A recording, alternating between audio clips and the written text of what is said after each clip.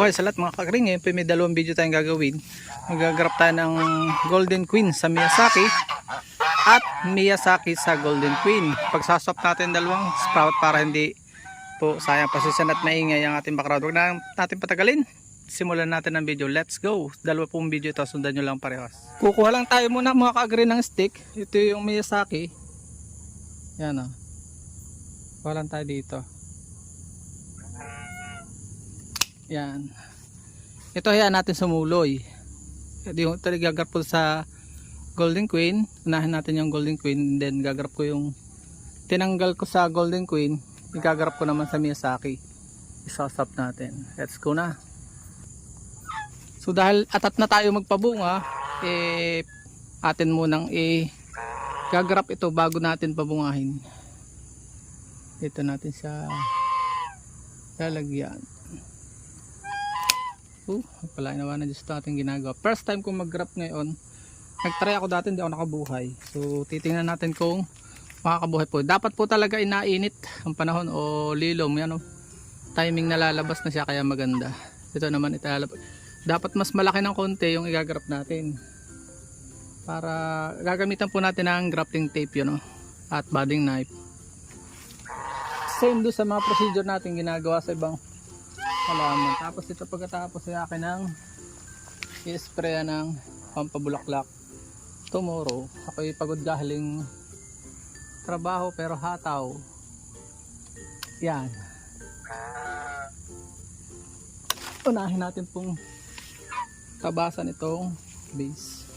And then lagyan muna natin po ng grafting tape itong balutan natin ito ng grafting tape para sigurado. Mas mabisa po pagka may grafting tape. Nasaan ka na grafting tape? Kahit ito lang pong padulo. Papakita nyo ito yung padulo.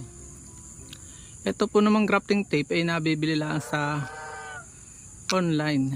Sa Shopee, Lazada, ito lang padulo ang lalagyan natin.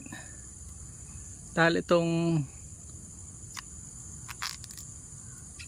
yan, manipis lang po, manipis. Balutan natin. Ang purpose po niyan, para wag ma-dry yung balat at mamatay. So yan, balutan po natin. Kahit hindi na yung ibabaw para makalabas po siya. Yan. Okay na. At wag mo na ibuhol. I-ready natin yung dulot. Baka ma-misplace pa. And then gagrap na natin.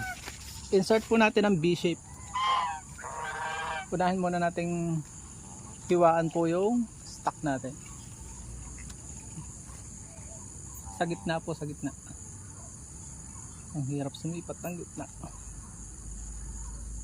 Gabi na. Napasarap tayo ng trabaho. Kaya yan, tuloy. Dito tayo sa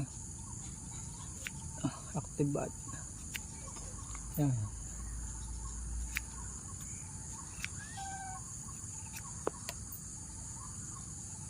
Kailangan po maglapat kahit yung gilid lang, yung one side, maganda yung pagkakaano natin. Isusok po natin ang mabilisan lang.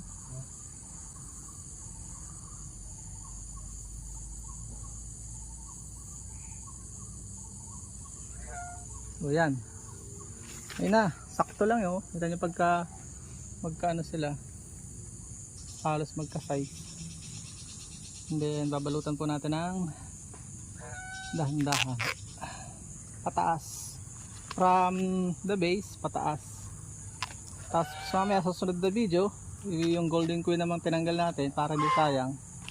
Okay lang kasi galing from the mother plant din naman yan na nabungan. Pag nakabuhay ako ng Miyazaki, ito ay nabebenta po ng mahal. Itong mga ganitong variety ng halaman. And then pabubungahin ko para mas attractive sa audience, sa mga buyers.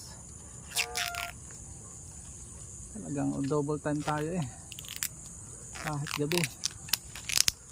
Yan. At i-close natin po sa gitna. Same procedure din na po dun sa gagawin natin sa ano. Kahit nga hindi ibuhol, pero mas maganda kung ibubuhol natin. Yan. And then lalagyan po natin ng cover na ice, plastic ice candy. Yung ganito lang ang size. 1 1 1/4 ba to? Ganito ang size po. Yung kasukat, ano yung nalaglag na yun?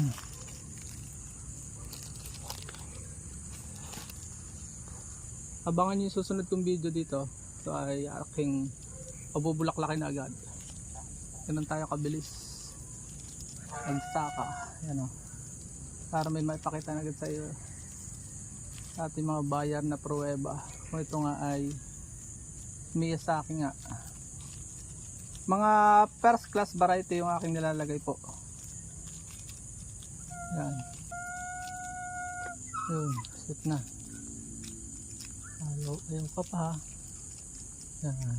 Huwag natin isagad masyado. Tapos tatalian na rin natin para wag lumipad. Kasi pag nahanginan po yan ay lilipad. So yan, hope may i-close din natin sa bandang gitna.